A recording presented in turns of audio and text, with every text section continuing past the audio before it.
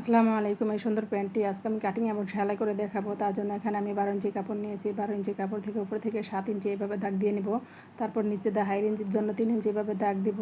তারপর রাউন্ড করে এভাবে কাটিং করে নিব। রাউন্ড করে কাটিং করে নেওয়ার পর একটি পার্ট আলাদা করব তালপাট কাটিং করার জন্য।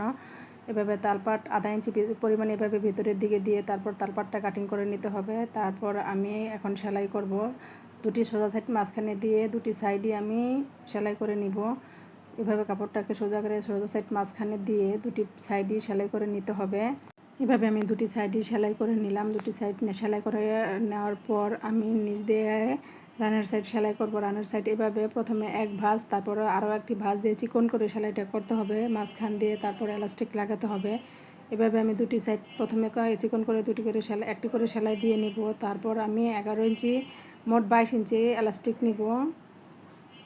এভাবে দুটি সাইড সেলাই করে নিলাম। এখন আমি 22 ইঞ্চি এলাস্টিক নিব। 22 ইঞ্চি এলাস্টিক নিয়ে তারপর এটাকে আমি দুই ভাগ করব। দুই ভাগ করে মোট 11 ইঞ্চি করে দুই আনে লাগাবো। এখন এই একটা প্রথমে আমি আধা ইঞ্চি উপরে আধা ইঞ্চি জায়গা ফাঁকা রেখে তারপর আমি এলাস্টিকটা বসাবো।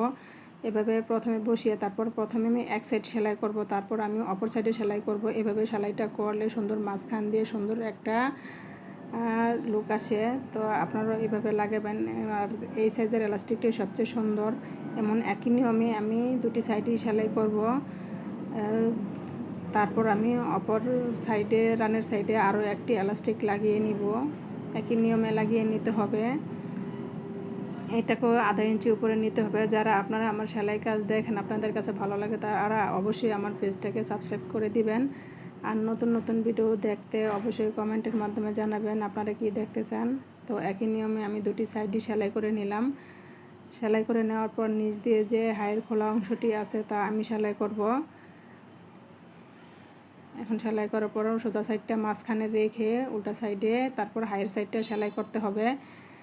মনে রাখতে হবে নিচ দিয়ে হাইয়ের দুটি করে সেলাই করতে হবে। এইভাবে আমি দুটি করে সেলাই করে নিলাম। দুটি করে সেলাই করার পর উপর দিয়ে যে কাঁচা কাপড়টা আছে, এখন এটাকে আমি সোজা করে উপর দিয়ে যে কাঁচা কাপড়টা আছে ওখানে আমি চিকন করে একটা সেলাই দিব প্রথমে। তারপর আমি এলাস্টিকটা কাটিং করে নেব। এলাস্টিকটা মোট 7.5 ইঞ্চি কাটিং করতে হবে।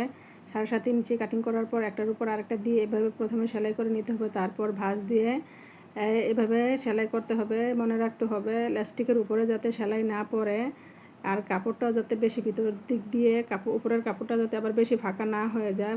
এলাস্টিকটা ফাঁকা থাকলে আবার দেখতে সুন্দর লাগে না। তো একই নিয়মে আমি সব সাইড সেলাই করে নিলাম। আপনারাও এভাবে সেলাই করে নেবেন। তো কেমন হয়েছে আমার প্যান্টটা কাটিং এবং সেলাই অবশ্যই আপনারা কমেন্টের মাধ্যমে জানাবেন। এখন আমি সব দিক দিয়ে টান করে সব দিকে কুচি সমান করে মাঝখান দিয়ে আরও একটি সেলাই করে দিব। তো হয়ে গেল আমার সুন্দর প্যান্টটি। অবশ্যই আপনারা কমেন্টের মাধ্যমে জানাবেন প্যান্টটি কেমন হয়েছে। আর আমি উপর দিয়ে একটি ফুল বসিয়ে দিলাম।